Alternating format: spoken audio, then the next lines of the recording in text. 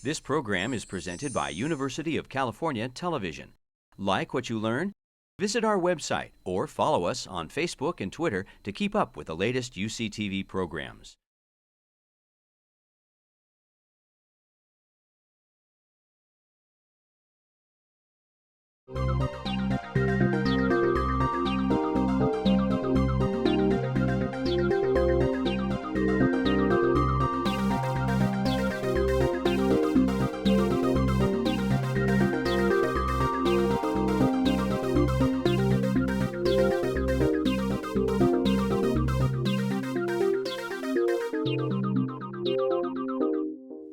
Welcome to A Conversation with History. I'm Harry Chrysler of the Institute of International Studies.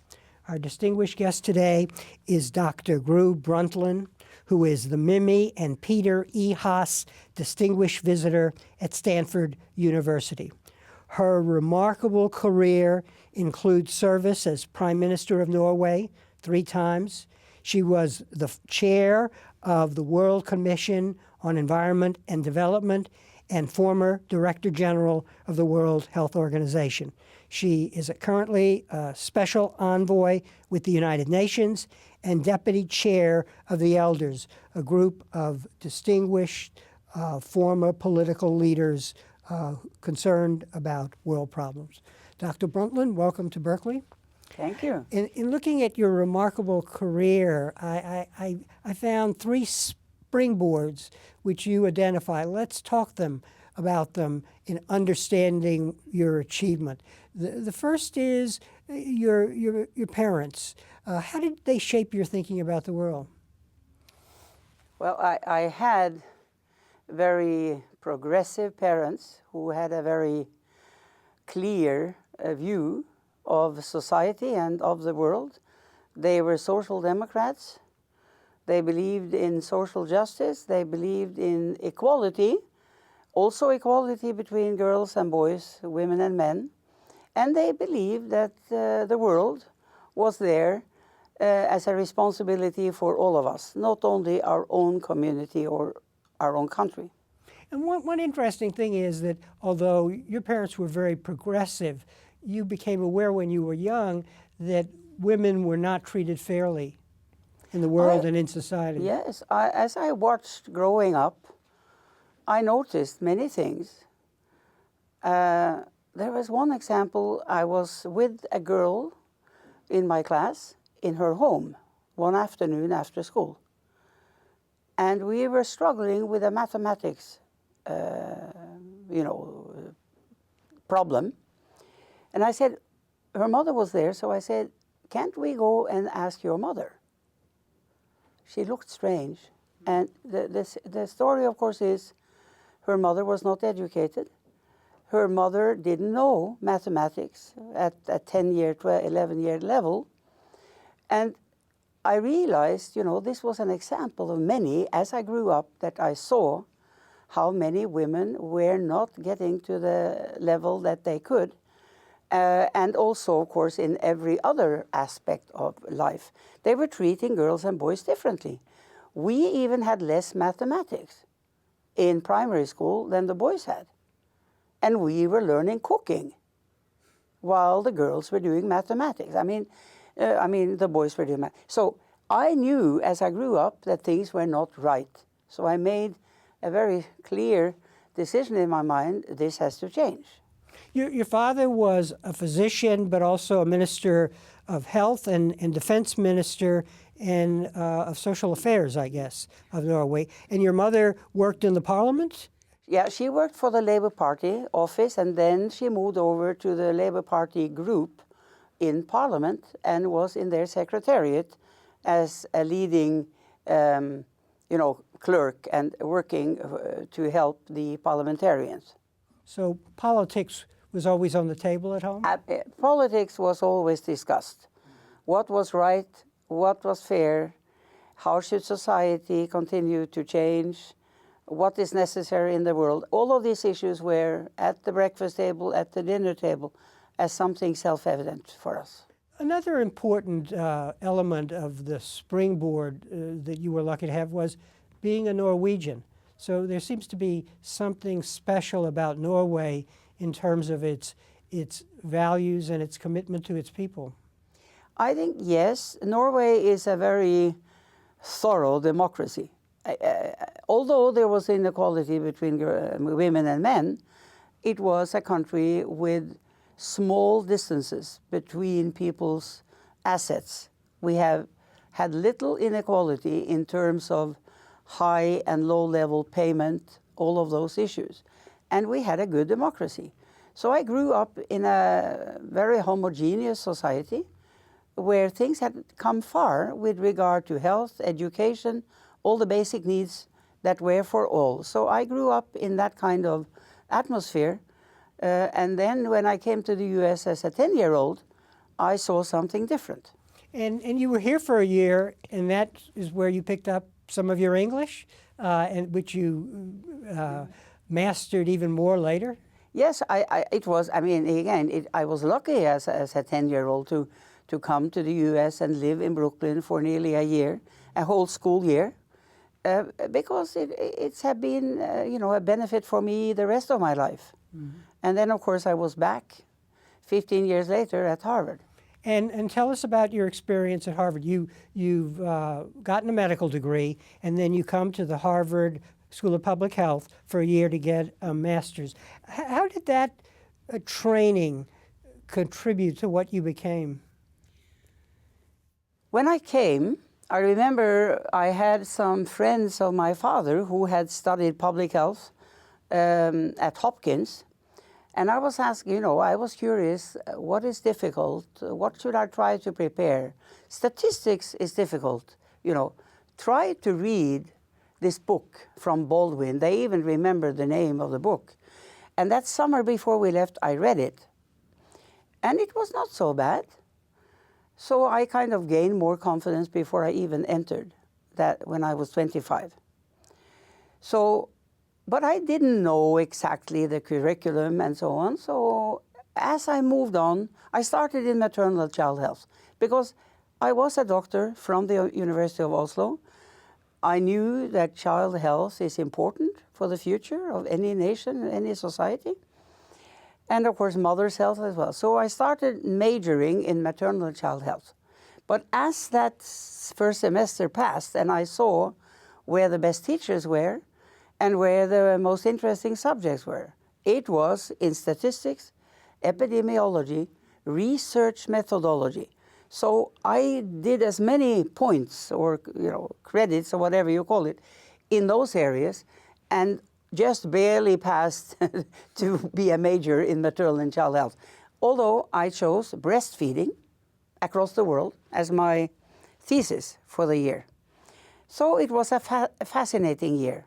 And this is why throughout your career, data is very important. So on the one hand, you have your ear to the ground as a political leader, but you are also, what is the evidence? What does the data show? How good is the data? Do we need to find more data or fund? Talk a little about that, because that's very important in your career. Yes, it is. It probably is a combined thing about personality, because when I think of my father, a physician, he was always conveying, why do you say that? How do you know that? He was always testing his children about knowing what they were talking about. So it was probably, even genetically, but also as brought up to be systematic and critical about things. So, but then this training at Harvard and how you choose, why do you choose to go into research method? Why do you choose more statistics? It fascinates you, you feel it's important. So I think I built on something that was in me in the start. Yeah, it's interesting because there are certain qualities of leadership that you demonstrate that continue throughout your career. And there are also certain themes. And one, we can call it luck or reward for job well done. You have carried through on particular topics as you move from one role to another, from one platform to another. And breastfeeding was one of those. Absolutely. So that, I even have that paper today. It was handwritten You know, it was before any PCs or any, and I had to use Index Medicus and sit at the library and have the librarian help me get the papers I needed to read. So it has a long reference list. It was a lot of work, and you couldn't get anything on any internet, of course. So, but that 30 or 40 page handwritten paper was about what happens across the world. Why are women breastfeeding some places, not others? And one of the things that really made an impression on me was that mothers in Puerto Rico, that was still a poor place, poor country, they were getting so much influence from American TV that they started using cow's milk and mixing milk bottles instead of breastfeeding. And their children had more diseases, higher mortality, because then, you know, you mess up with unclean water, unclean bottles. And it really made an impression on me that we need to try to change these kinds of habits that are culturally impressed from the outside. And we should try to, you know, kind of base the need for breastfeeding and the right of a woman to breastfeed. So as I moved over to my own country, I said to myself, people who working mothers, they need to be having time free to nurse their baby in the first year. That's a societal duty, in my opinion. So, you know, I worked on this in the coming years and all the time until WHO in 1981 had a major debate about this. And Norway, under my premiership, supported them to try to stop the advertising industry, pushing more and more artificial formula to more and more mothers across the world. You go back to Norway and you work in the health ministry, and then you get a call from the Prime Minister, and he asks you a question which was surprising, what he wanted you to do. Well, he said, I want you to enter government. And I had no idea that that was, you know, a question I could get. I had no plan to become a politician. But of course, I quickly thought I have to call my husband, my father, to ask advice. Because being asked to serve, you have to find out whether you have a reason to say no. You know, that's how I felt. And as they both supported it, I thought, well, it's your duty to serve, because, you know, I was always arguing that women should have a bigger role in society. So how could I turn down this challenge from the Prime Minister? No? And what was the challenge? The challenge to enter government. But as what? Oh, that's the second question. That's the second question was, I was hoping he was asking me to become Minister of Health, of course, which was my profession, what I knew most about. He said, no, I don't want professionals leading ministries. They should be politicians, not bring their professional background into the ministry. So I want you to be Minister of Environment. However, I soon found out the distance between health and environment is not that great. You know, we are concerned about the environment, not least because of people and humanity. And what's interesting here is that it seems to have been at Harvard that you got this sense of working across disciplines and seeing a bigger picture. And I think you say somewhere that when you became environment minister, that meant taking care of the animals and the trees, I guess. But people weren't as important yet. Well, yes, I think the perspective of many people who were supporting, you know, the early environment, nature conservation movement, they were focusing on what was happening to nature, what was happening to the flora, the fauna, and that was their focus. But, and I'm not saying they did not care about people, but I realized as a doctor and a public health expert how important all these issues are for people, for all people, not only locally with local pollution and all of what happens, but even globally, that the sum of human activities affect the environment and then hurt back on people. There are two turning points, well, two important elements of your ministry that I want to point out. Very early on, you saw that you had to work with the other administrators, that it was cross-disciplinary. So if you're going to work with on environment, then you had to work with the Minister of Industry. You had to work with the budget officer. Talk a little about that. And that, I gather, you got from Harvard. Or did you have it before? I think I always felt that things are interlinked. Even as a child, I looked for why and where, and I saw the linkages between different aspects of what was around me. And then at Harvard, doing the research methodology and looking across the different disciplines, I continued in that way. But then, as you are a minister, you know that your people who work for you, they work in different departments. And they focus on one discipline here, another there.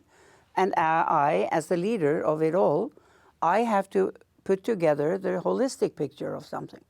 And then at government table, you know, the rule already before I came was that any policy issues that needed government attention or decision, that would have to be placed before the cabinet after having gone around to the other ministries for comment. And that was the only right thing. Otherwise, you don't have a process to prepare decision-making in the right way. So I realized that when I started looking at issues, passing legislation, etc., I had to send to all my colleagues. Many others had fewer to send to. But in my case, nearly always. So I got this general impression, I need to convince as much as possible all my colleagues. One thing is the paperwork and the preparation. Then in the cabinet meeting itself, I engaged in the debates on all other issues. Now, I quickly became deputy leader of the party, which of course meant that I kind of felt responsible for the whole of the political field. A second turning point in your career was the first blowout in the North Sea. You had established some rules, and by that set of rules, you were the person in charge of dealing with the blowout. You even brought Adair from Texas. Talk about that, a woman in the public eye dealing with one of the first of its kind that we knew about, namely a blowout of an oil field in a precious resource. Yeah. Well, I mean, that was a test in many ways. First of all, I mean, we in the Ministry of Environment were lucky that we had taken the initiative early enough so that there were, in fact, regulations in place in case of such a situation. It had, in fact, been finally passed through the government system and through the king, signed 3 or 4 weeks before that blowout happened. I mean, otherwise, we would have had to make rules, you know, on the way, which would not have been as easy, and it would have been messy with regard to Parliament, and also criticism by Phillips Petroleum, because they were given instructions. I mean, I was giving them instructions about what they had to do, and they had to respect it because it was already Norwegian law, and I was in charge. So all of these issues led to, well, first of all, I nearly had no sleep, or very few hours of sleep, in 8 or 9 consecutive days and nights. And I was losing weight, but my energy level never left me. I learned that under this kind of continuous pressure, I can function. And people saw me functioning. They saw me answering questions by journalists, hundreds of journalists in Stavanger on our western coast, southwestern coast. You know, and I was answering them in English and had control of the facts and knew what I was talking about. Now, the whole thing was something, an experience in my life that I learned things about myself. I learned about the importance of being able to speak to the international press. And the Norwegian people, they liked what they saw. They saw that I knew what I was talking about, and that in Parliament I told the opposition, you all signed up to this legislation. You agreed. Why are you criticizing us? We made this legislation in case there was a blowout or another accident. So the fact that an accident has happened, that's not something to blame us for. The way we deal with it is the way you can blame us. So it was very interesting in so many ways.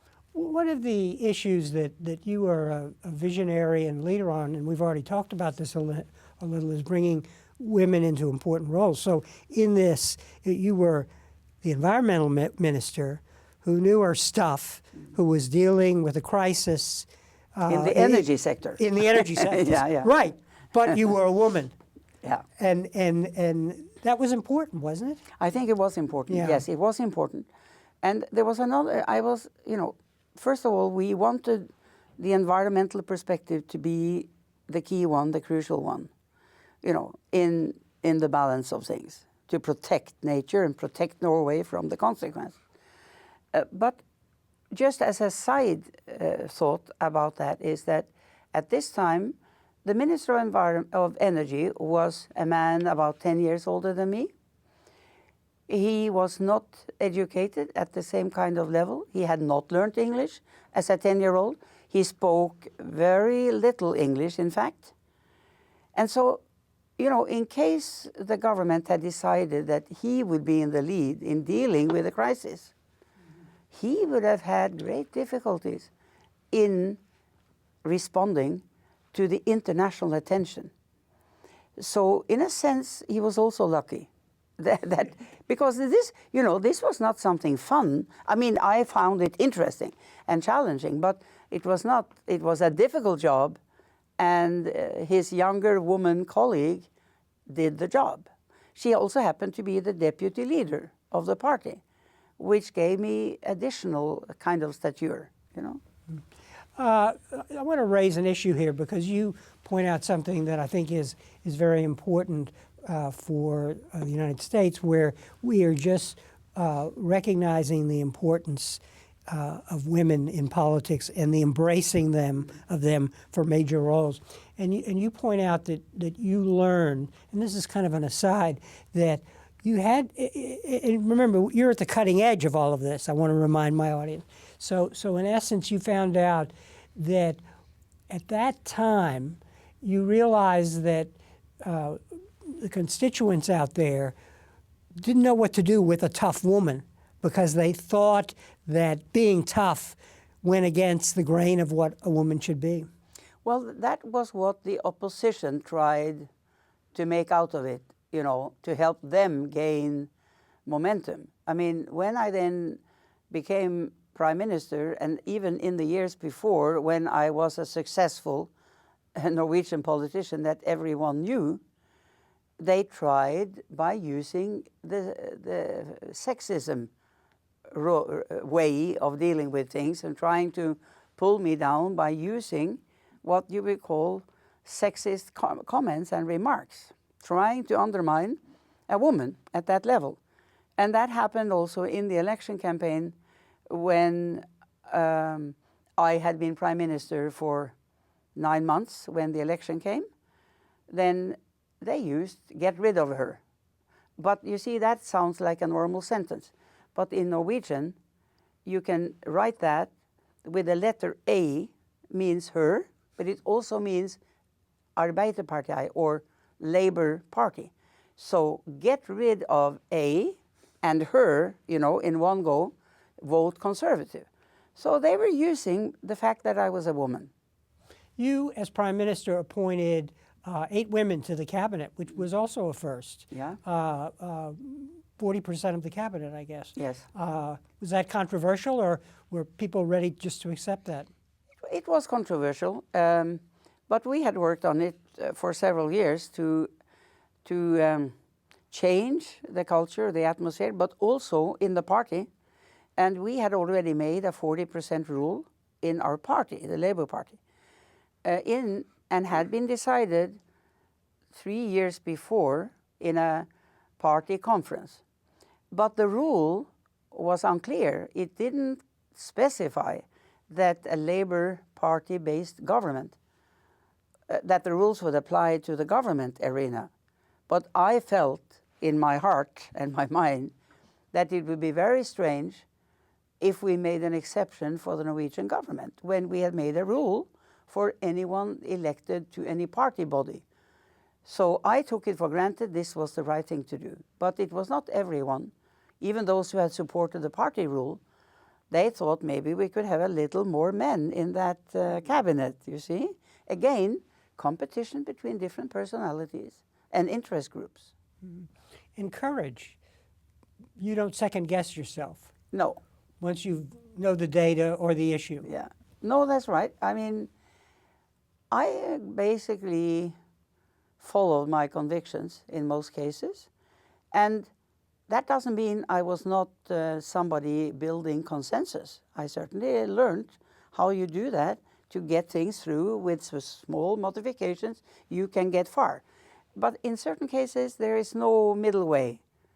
You know, you have to make a choice. And on those, I stood my opinion, risking maybe to lose, but finding it the right thing, and it wouldn't matter. Even, you know, if I had done what I could for something I was convinced about, then I would be happy about myself in either case.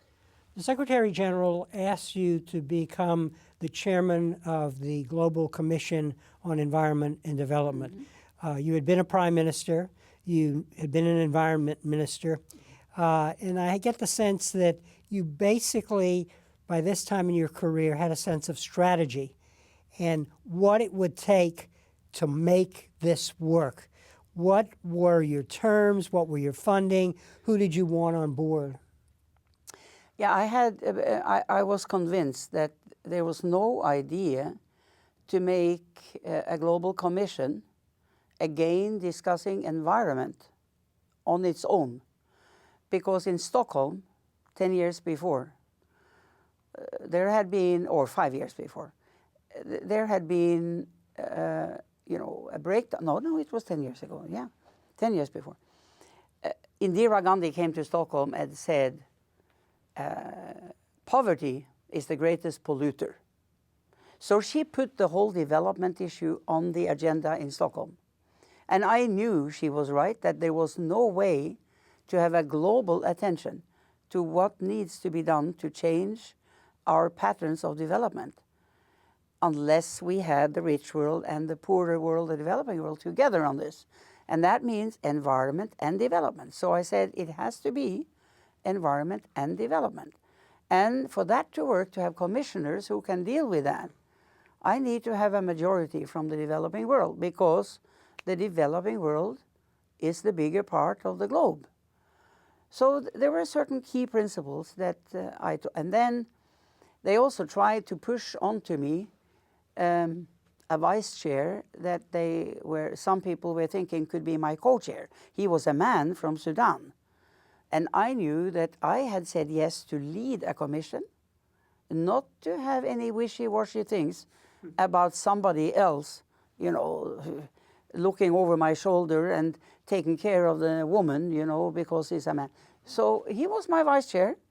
We found a way to work together. It was fine. But some people had the strategy then that, you know, control this woman because we need a co-chair who is a male. And that didn't happen. And also you got independent funding for the commission? Yes, absolutely. I mean, that was obvious that I was not going to be pushed by anyone. So only countries who were willing to fund with no conditions, we would receive money from. So there was a group of countries that stood up and said, we are willing to fund this. Scandinavian countries, the Netherlands, yeah, basically those. Mm-hmm. You, as a cabinet minister, had learned the importance of working across portfolios in an interdisciplinary way, we would say, to build coalitions. And that's what you had to do here, Absolutely. Right? Yeah. I mean, it was... So we identified the big players in this area globally, you know, industry, the NGO, of course, civil society part, all levels of political decision makers, and the whole educational field. I mean, universities, think tanks, everywhere that education was and research was happening. So we linked up across the world with all of these constituencies. And the business and the industry community, of course, were essential for any development, change in development patterns. So you put an idea on the global agenda, a very important idea, a real vision, but there's disappointment and frustration in the sense that not everything was implemented. And it seems to be that one of the problems is religion, and those groups, the oil companies, that have an interest in not moving beyond where we are. How, as a political leader, do you learn to accept those realities? You still want to put the vision. I don't accept them. Yeah, okay. No, I mean, no, but I'm still working on them. You live, and you live with should. it. Yeah, you live with it. Yeah, for the time being. But I'm working on it. Yeah. No, but you know, there is one aspect here. This is only about 25 years ago. In historical terms, that's a very brief period in human history. And only 5 years after the report of '87, the Rio summit that we had called for and asked that should be organized, agreed on the climate convention covering the whole world. They agreed on the biodiversity convention and something called Agenda 21.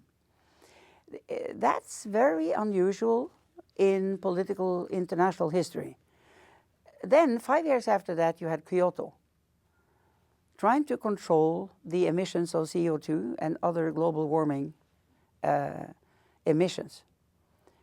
And so that was high pace in international terms.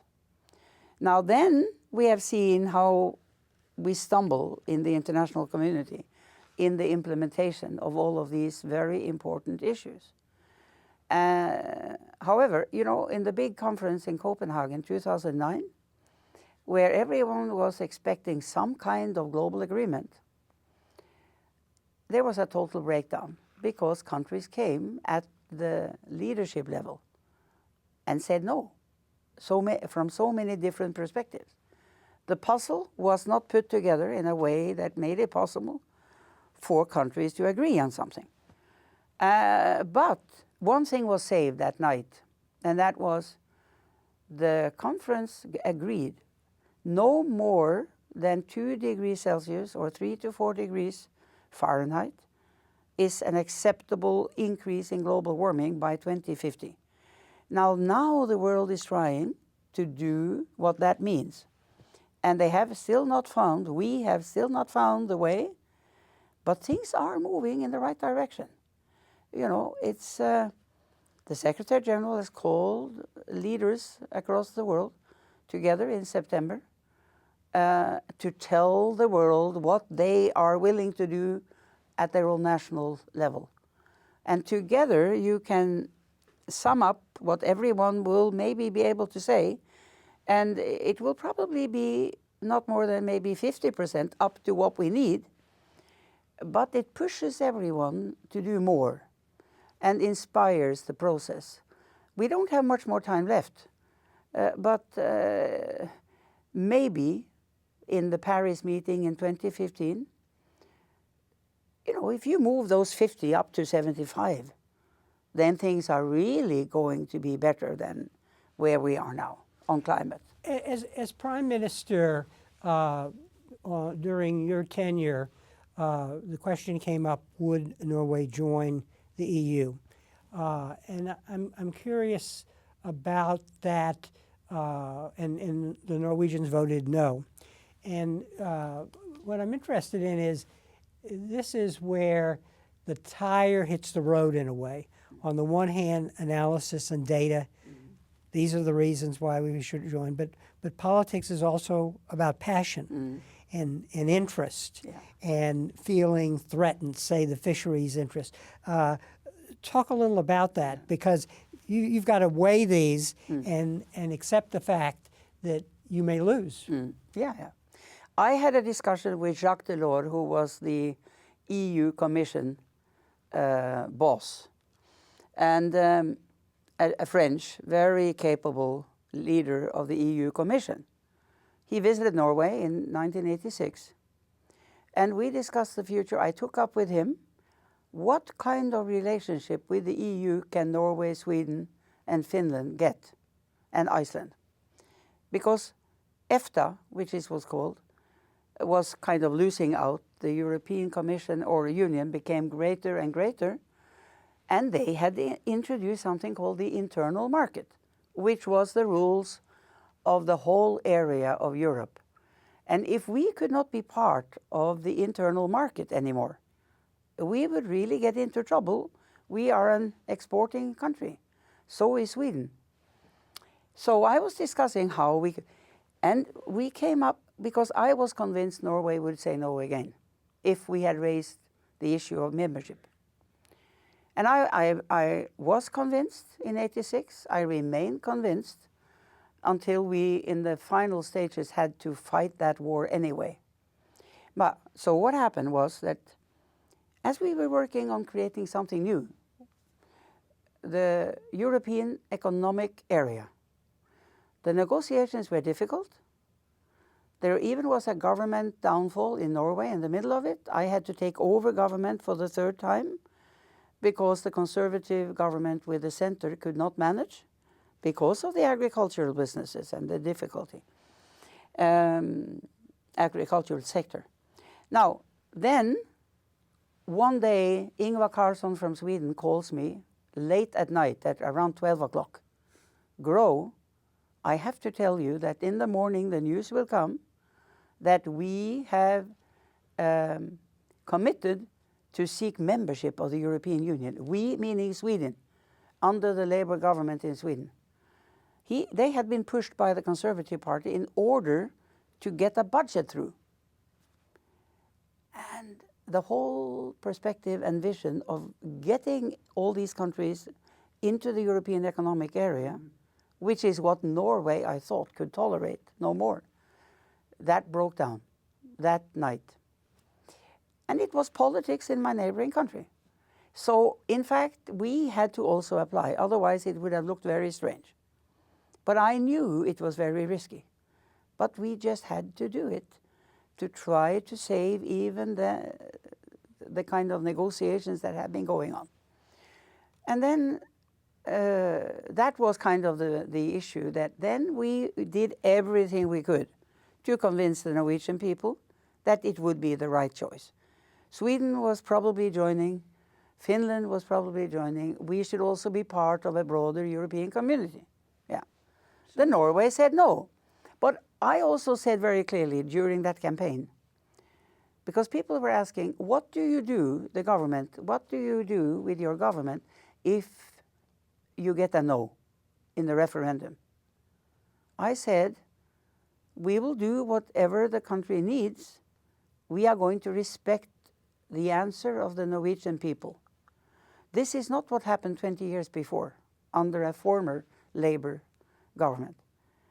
Because and then the Labour government said, we will step down in case there is a no. But I always felt that that was kind of threatening people. You know, if you're a Labour member or a Labour Union member, and your Prime Minister says, if you don't vote yes, I am leaving, in fact, it's a threat. You are not giving them full respect to make their own opinion. So that's how I saw it. So we stayed, and people knew we would stay. Now some who were criticizing us said, if Gro had just said she will leave, she would have won. I don't think so, but nobody can ever prove. That night, when the no was a fact, you know, I went late to bed. Next morning at 7, I went up to the office and I started planning, what's the future for Norway after the no? This was, the people had spoken. I respected it. We went on. So politics, as the former Speaker of the House, Tip O'Neill, said, is always local in some regard. Your next assignment was after you decided. We should emphasize here, you decided you're ready to leave after 15 years in the party, and so you said, enough This is the end. Yeah. And so it was time to move on to a new platform, and you were fortunate to be asked by the Secretary General to become head of the World Health Organization. Well, what happened was he asked me to be his Deputy Secretary General. But he also knew that the election process of WHO was going on. So it would have been either one of those two then. But I stepped down not because I wanted to move on, but because I wanted to open the space for those who were younger than me. And then I step aside, and my next thing was not on my mind. You know, it was more the right time to leave is now. It's interesting because, just an aside here, you say somewhere that you were in a plane ride with Margaret Thatcher, and you ask her about supporting, who are the women that are rising, and she basically said there are none, and you drew a conclusion from that, which makes you very different from her. I was surprised, because what she said was, Gro, there are not many qualified women to select from. And I said, but don't you have a number of women parliamentarians?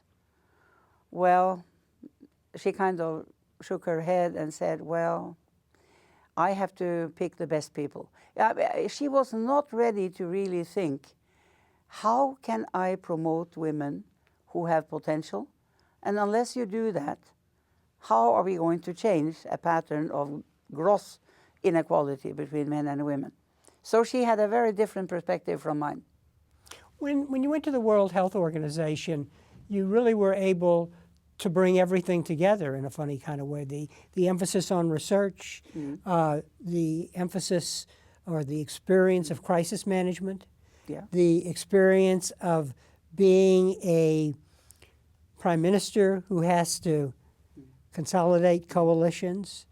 So what did you set out to do? You had a vision, right? Well, I looked, of course, at what the World Health Organization was doing. I looked at the global perspective of health, the prevention, the treatment of illnesses. And of course, it's an enormous agenda out there needing to be done. So I realized that I have to bring the health sector up to the attention of prime ministers and finance ministers, not only health ministers, who often sit far down at the table, who have too small budgets, and their health issues are not always on the agenda of the leaders. So I had to move health onto the global agenda, which I had done with environment and development in the years of the Commission and the following years. So I looked at the way we could manage to do that. I went to Davos at the World Economic Forum. I spoke there about the importance of global health, also for productivity. Investing in health is important for the economy. It's not only a human rights issue. So all of this, I knew we had to politicize the whole thing, get them up to the global agenda, and also make some changes about getting much more funding into these areas. Childhood vaccination had gone down during the 90s. There was a lower percentage than early 90s when I came in.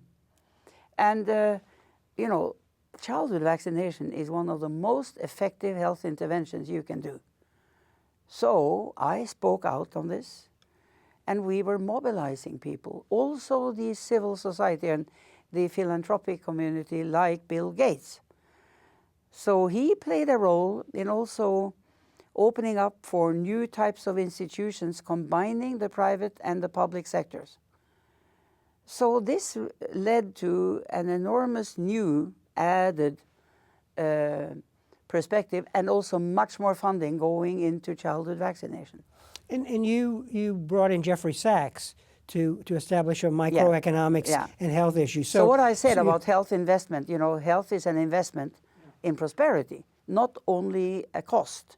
So Jeffrey Sachs was asked to lead the Commission on Macroeconomics and Health to convince the finance ministers across the world about the key importance of health. And of course, his documentation and the group of people he with our help, pulled together, made an excellent report. It helped us in doing this.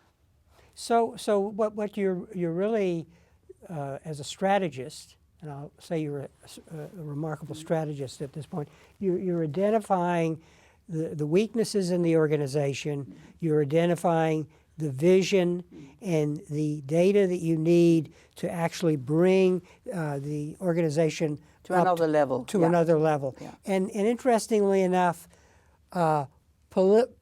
politics is not a bad thing for you, because No. it's only if you understand the politics in all these different countries that have to sign on that you're going to achieve something. Yeah, right.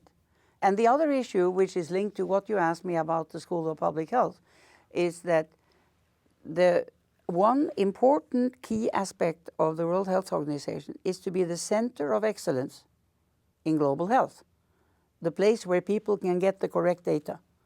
Now that needed to be improved. And so Julio Frenk from Mexico, he became the leader of a new cluster, that we called it, which was called Evidence for Health, Evidence for Public Health.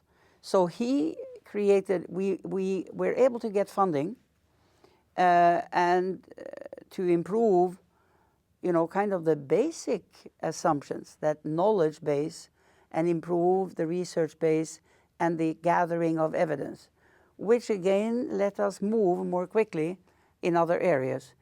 Tobacco was another major issue that I took from the beginning, because it was one of the major mortality reasons across, and the trend was like this, but very little was being done except in the OECD countries, which were taking care of their own interests and their own populations by many of them having good legislation, including the US.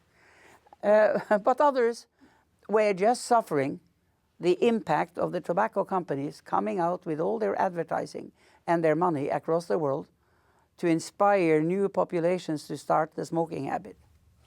When you were Secretary General of WHO, the SARS epidemic hit. So this was a case where you could draw on your experience. Certainly was. Oil blowout to SARS. And what do you think you were positioned to do because of all of this experience? Well, one Sunday I was called by one of the key people in my office, telling to me that they had meetings earlier that weekend, because there were some strange diseases, examples of illness in the Far East, that they had to study quickly because to try to see how they can contain. So I came into the office that evening and had our first meeting, going through everything that the professionals had been gathering across the world. And the thing was quickly quite scary, because it started spreading. And very early in that following week, there were cases going from China, Hong Kong, into Vietnam, and new cases were spreading in a hospital in Vietnam. And then a lady, a Canadian who had been in, I think, the Philippines, she went back to Toronto, a new round of cases in Toronto. So I said, we must do something globally here. We cannot sit and see this disease, although we don't know what it is yet. It's a new disease. Nobody knew exactly what, but 1 out of 10 were dying from it. There was panic in the different. So they said, well, the only thing we can do, the experts were saying, is it means having to stop the aviation industry, because what spreads this disease is sick people getting on airplanes and spreading it to other parts of the world. So I said, well, this, I don't care. We have to do what's right. If people are going onto airplanes, not knowing that they are at great risk of dying from it, we have to do something. We have to tell people. So we came up with travel recommendations very quickly.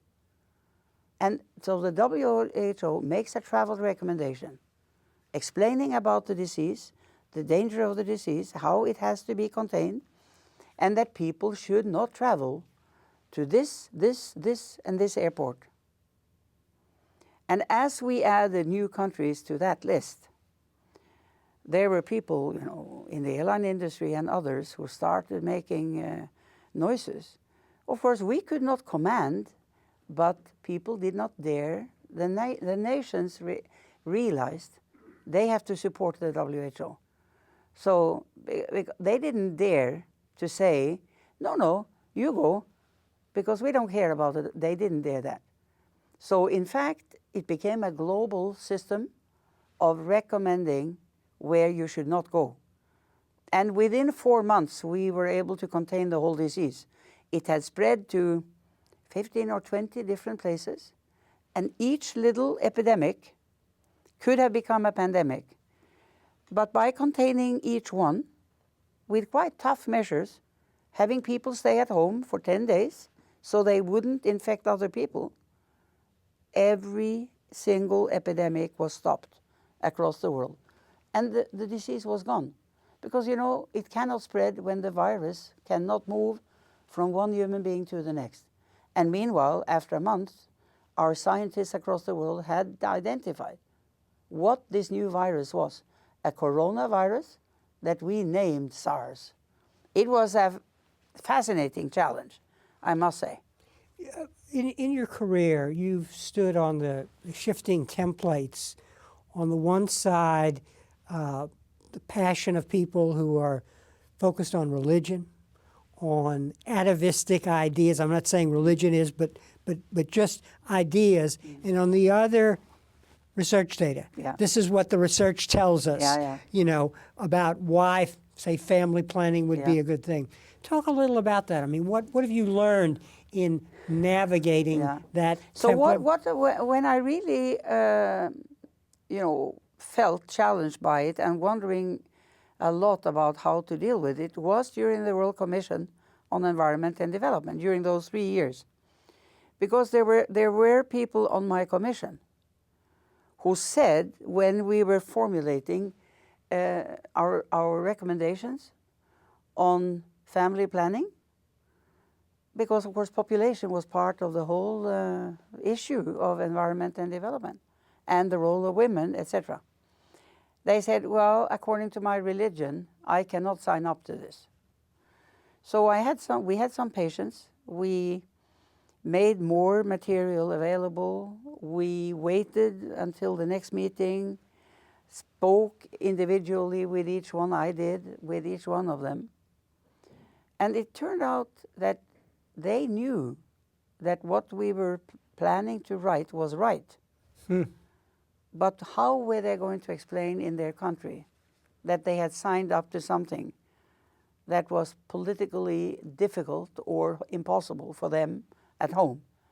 Because it was a Catholic country or a Muslim country, whatever. So I had kind of to think that, can I convince these people as individuals about their responsibility to take seriously the evidence in front of them? Like I had to do, others had to do, on evidence that was not all of it nice for your own country. We were supposed to be independent global leaders, not representing one country. So in the end, although one person left, but that were, I think, for several reasons. I mean, I don't know really, but the rest of the group decided in the end that they could side with a big majority. And we managed to get everyone on board. And it meant that for the world, as international discussions went on, in the preparations for Cairo, population conference in Cairo, which was a few years later, we had already given the picture that an international group can agree on crucial assessments of the need for women to be participating in communities, to be able to decide on their own futures, to decide on the size of the number of their children, the spacing of their children. So that became more normal and it helped also Cairo get to good conclusions. One final question. If students are watching this interview, how would you advise them to prepare for the future and the kind of challenges the world is going to face in their studies, in their temperament, and so on? Yeah, well, you know, you have to know each person to give really good advice. However, you know, if you listen to your own convictions and you follow some, the knowledge base, and you extend your knowledge base, and you have your passion and your interest, and you find out where do you tick, what is engaging you, then move in those directions, because every individual can contribute in one way or the other, but probably more if you learn to listen to your own inner conviction and to listen to others, because it's only when we can link up and have together found solutions that the world can move forward. So those are the things I discuss with young people today. So don't listen to others, but never forget to listen to your own inner convictions, because then you will not be passionate, you will not have the drive to do whatever you start doing, and then learn from others all the time. Dr. Brundtland, on that note, I want to thank you very much for coming to Berkeley and sharing your intellectual odyssey and your remarkable career with our audience. Thank you. Thank you so much. And thank you very much for joining us for this conversation with history.